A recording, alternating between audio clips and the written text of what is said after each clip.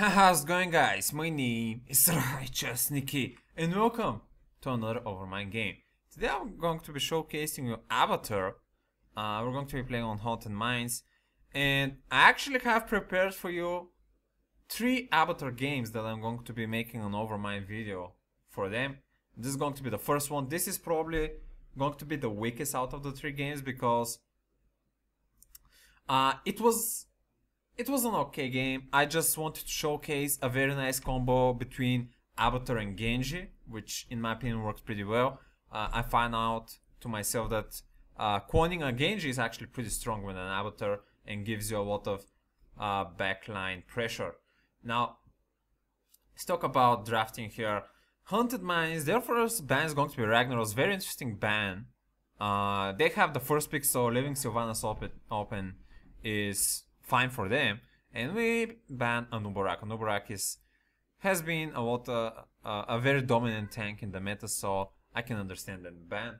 And the hack on Haunted Mines isn't that great. So I mean, Anubarak, fine ban. They're going to pick Sylvanas. We're going to go with Va and Genji, 2 pretty squishy heroes to be honest. Very easily engaged and bursted, and it seems that was a logical pick for their team to go with Aurak, because Aurak takes care of squishy damage dealers pretty easily, because he can output a lot of damage. Varian as well, shutting down a Genji or Vala. Those 2 are very good picks for them. Now we're going to ban Uther. I'm not really sure about the Uther ban. I mean, we can actually use Uther. Divine Shield on Genji and Vala is just great versus Aurak. And Varian actually for survivability. I don't like the Uther ban, to be honest here. They're going to ban Lucio. Lucio does give our mobile team extra mobility, but what he doesn't provide is actually sustained heal with mobile assassin. Though he can stay up to mobility with our assassin, which is good. But generally, I really liked Uther with our comp, to be honest. So we're going to get Muradin and Abathur. By the way, Abathur, if you think about it firstly, isn't that great on Haunted Mines, cause well, you can actually split push during the golems, but what will happen in general is that someone will clear that wave before entering the mines, and they do have a Sylvanas, so they're probably going to go for a split push tactic as well. Now, here's how I play Abathur. I actually have been playing Abathur on a lot of 2-lane maps recently, including Hanamura, and sometimes Braxis holdout, but Braxis holdout is a bit more hard to pull out. And I've been playing the Explosion Mine build. And I'm going to talk about it a bit more in the game. They're going to go for solid healer Malfurion. Malfurion just shuts down Genji's engage, and Sonya is very good for the soul lane. We're going to get Uriel actually. Uriel is a pretty nice choice for support. And yeah, let's see how this game is going to go. So, we're going to get spawned here. By the way, this guy Uriel, Battle.net player, I don't know if you remember him. I've played with him a lot in rank 1 in the first season, or in the preseason, and I don't remember anything good out of him, I can tell you that. I don't know if you remember any games that I showcased with him, but generally I think he plays a lot of Diablo. Sometimes it works, sometimes it doesn't, sometimes he gets triggered, but generally he's a player that I have known for a lot of time. I mean, I've been killed a lot of times with him, and I know him from the preseason, so he's an old player like me into the game. So that's cool. Experienced player is nice. They're going to go try the Sylvanas tower takedown. I did place some mines to potentially reveal them, and I did start to ping from my team. Seems they're going to finally react.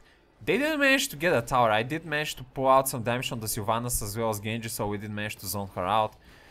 And generally I've been staying on Genji for now. Now, Genji plus Abathur is actually a pretty decent combo, because you can pull out a lot of damage if Genji decides to engage, especially on a squishy target. It kind of works same as Ilden. Oh, very nice Q from Vala there into a 4 lane actually. I did help out on the 4 lane. And another Q on Varian. Excellent. So, let me just take a sip of water first because I'm dry.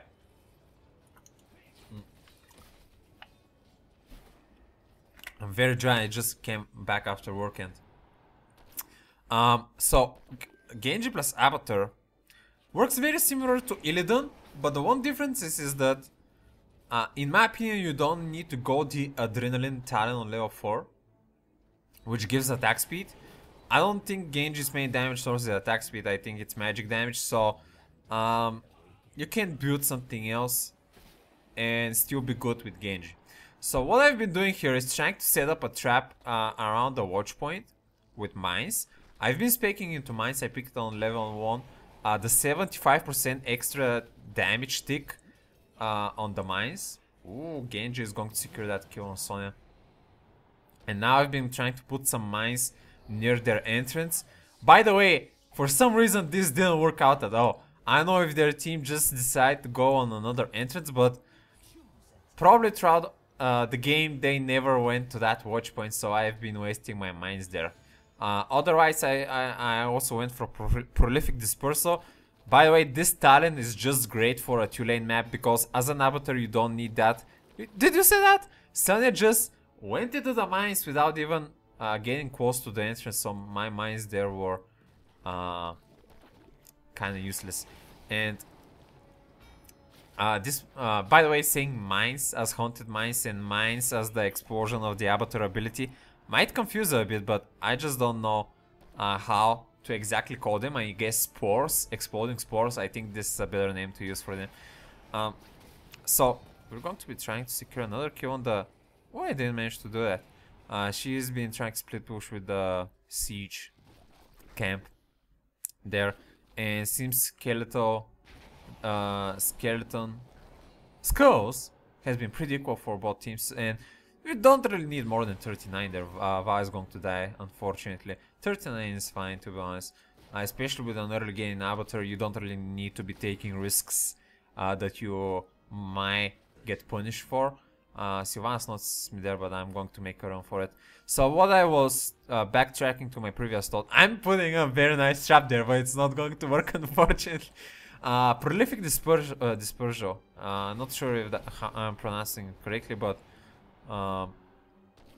gives you 2 extra spores on cooldown and on a reduced cooldown, so you can spam them a lot more frequently, but you can only use them in your spore range.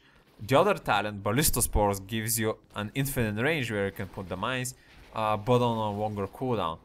So this is just great for a 2-lane map because you can cover 2-lane maps much easier with Abathur than 3-lane maps. So it's just more valuable to go the Prolific Dispersal. One thing negative about this talent, or actually one plus of the Ballista Spores talent on this map, is that if you spec into Ballista Spores you can actually put mines into the mine itself, and currently you can't. It's restricted. Genji? Ooh, he stepped into a mine. Yes! We're going to get secure kill on Varian then. That was a very lucky kill there. And I'm going to go for Vow Nest on level 7, giving that movement speed reduction, movement speed swap for the mines. 40% is very nice, allowing our team to catch up. Oh, they're actually going to jump. My friend is going to jump on some of those mines, and it's just going to be swallowed just enough so Genji can put out enough damage. I don't know why I'm still putting mines on that entrance there. I mean, it's not like they're going to be using it anytime soon, but Oreo seems in a bad spot there, but she's going to disengage. Vala has been doing a great job there, putting out damage on the golem and not tunnel visioning on team fighting. And Genji taking a bit of damage, but it's fine. Cup of tea. Baronet player taking a lot of damage on the side from the Sylvanas, but this is going to allow us to take a kill on the Varian again. Now Vala going very aggressive there on the fort, and that fort is actually pretty healthy there, and I mean, if I actually didn't react, if I didn't saw her there and didn't cap her, she was definitely dead there. Not only because of the shield, but because just of the extra damage. But she manages to escape, holy shit. This just shows you how oblivious the Sonya player is to the map. On this rank, and by the way, this is master rank here, guys. How are you not going to see that Avawa is auto-attacking a fort next to you for around 5 seconds? I mean, I don't know, I would have personally returned there, to be honest. I mean, free kill. Anyway, we're getting ahead on the experience here. Not only because I guess I'm kind of soaking, not very successfully, but mainly because we're getting a bit more kills than them. Vawa a bit. Ooh, Genji now joining the battle. Well, actually, they're pretty low. If Genji gets a good reset here, he's trying to reflect some damage. A kill on the Sonya, so we already have again an advantage on the mines. Not again, actually, they took the first mines, but we're getting an advantage on the mines by getting level 10 and hero takedown, so this is going to be a very favorable moment for us. I'm just putting mines around me, not only on a staggered position, but generally around me, because someone might decide to actually, you know, walk up to me and kill me, and if I'm not aware, I need to see. Ooh, Varian just took 3 of my spores, not my spores, with his Q there, but revealing Varian with the spore allowed me to react and reposition there. Another kill on the Mofirian there. Their team seems to be making some tactical errors here. I mean, Varian and Sylvanas are soaking, which is the correct thing to do, while Mofirian was a bit out of position and close to the mines, which was a bad decision. In cases like that, you want just to be around the lanes, and not around the lanes, but also not alone. You want to have like 2 or 3 people and taking the more camps and just give up the skulls, because you really desperately need that level 10 ultimate. So I'm going to go for ultimate evolution, and I'm going to showcase probably soon the copy on Genji, how exactly it works. Genji has actually been a very nice thing for me to play, though I haven't had the opportunity to play him that much. I mainly played him in brawls, so I'm a bit used to how he works, but in games I probably only had the opportunity to play him once. Teamfight is going to erupt. I'm going to go evolution on Genji. He went for the Dragon Strike, but now I'm just going to start dealing damage to the Malfurion. We're going to take down Malfurion now on Sylvanas. By the way, the what? Ooh, nice. I'm going to. I can pick up the skulls. God damn it. Going to take another Q there, and with this quad I just managed to help out, and almost personally, not personally, but help out big time to secure 3 kills, which was pretty good. Now, there's some chance that someone might escape from the mines there, but what I was talking before is that I played only one game with Genji, and Genji in my opinion is very situational. Oh, Malfurion did survive there on the explosion. Genji is a bit of a situational hero because as Illidan he can actually get easily countered despite his mobility. I mean, Variant Taunt and Brightwing Polymorph are big counters, as well as Malfurion a bit. Now I'm thinking for the level 13 talent, I'm actually going to go Assault Strain. Ooh, another engage from the Sonya there. I'm just going to put my copy on Vawa this time. I think I might have misclicked there, I'm not really sure. Generally, Vawa is actually also a good choice for evolution, though it doesn't provide that big burst of damage. It's a bit more sustained damage. I'm going to. Oh, I got healed there. I'm going to help out with the Sonya. Another kill there with the damage providing. More than CCing. Oh, someone's going to go through the mines. Probably. I did change my position so I can be a bit more closer to the golem there, but we are just securing kills left and right, which is great for us. So, level 13 Assault Strain. Basically, there is no other useful talent in that tree because you're not speaking into beetles, so the pushing beetle with the siege damage isn't going to be that strong because it's not going to have that much duration from the level 1 talent for improved walks. It's actually not Beatles. It might be Beatles, I don't know. It doesn't matter. So Assault Strain actually works pretty well. If your Beetle is weaker, it's going to explode and do that explosion damage and allow you to push the lane. It also does some cleave damage, so it just generally works pretty well without speccing into Beetles to allow you to push. Now we're going to have a death on the Vala here, and I'm just going to copy the Genji and going to try to pull out some damage on the Sonya as well as Varian. I don't really... Oh, I'm going to secure one. Just tossing left and right. As well as in the meantime soaking. And I'm just putting some mines there. So Assault Strain gives you that pushing opportunity without speccing into Locusts. The other talents on that tree is, I think, Somewhat Transference, which is heal on your W. But generally, if you are not going for the Hive Mind, I think it's not that valuable. I think having the extra push with the Assault Strain is good if you're speccing into nests. So what you want to be doing with Abathur is, while your team is team fighting, you tunnel to a safe lane and just start soaking next to the minion wave. Now this can actually get very hard to punish if the enemy team has global heroes with global abilities like Faustat, and ATC with Stage Dive are two very big counters. The Haka is also somewhat of a counter, but ooh, Silence and Genji going into the Dragon Strike. Genji going a bit low. I'm just trying to help out with the Sonya. I'm going to help out with the Avarak. Variant pretty well. I'm probably going to dive in with the E. Yep, going to secure one. Going to secure two.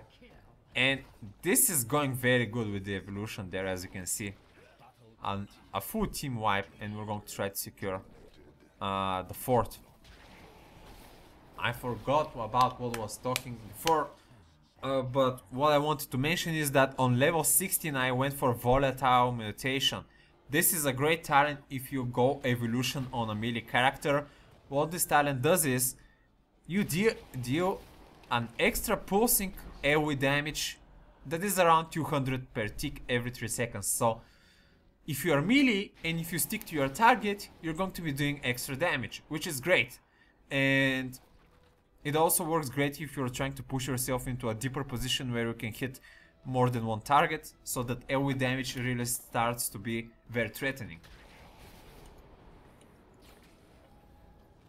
One bad thing about this talent is that if you're using it evolution on someone squishy like Genji, well, you might not get that much value because your clone might get bursted. Now Genji is getting engaged by Sonya. I'm going to copy him again and I'm going to start dealing some very nice damage. Oh, their team is just dying there. I'm going to leave the tunnel and start chasing the Avarak. And yeah, we're just going to do another team wipe. And I think it at this point might be better just to finish out the fort, huh? I mean, why not? No, actually timers are a bit too low. My team is just going to play it safe, secure a camp and secure the golem and try to do a full push. Now, the bad thing here is that they're going to get level 16. We might get level 20, but I need to get extra tick on the soak there. And I'm trying to do just that. I am starting to put my symbiote on the lane so I can push for that level 20 advantage. And my previous thought, the level 16 talent works actually very well with tanked heroes that can go deep and sustain their just sustain enough time so you can get that pushing your damage. And I did notice some clones that work very well on Abathur. Tanky clones are actually on Arthas, because Arthas can put out a lot of damage and slows as well as tankiness. And Sonya is another good target for the evolution as well with that talent. I wouldn't suggest going on a heavy tank with the evolution because you want to be a bit aggressive with the clone as well. But another target that I would suggest for the clone is actually an aggressive healer.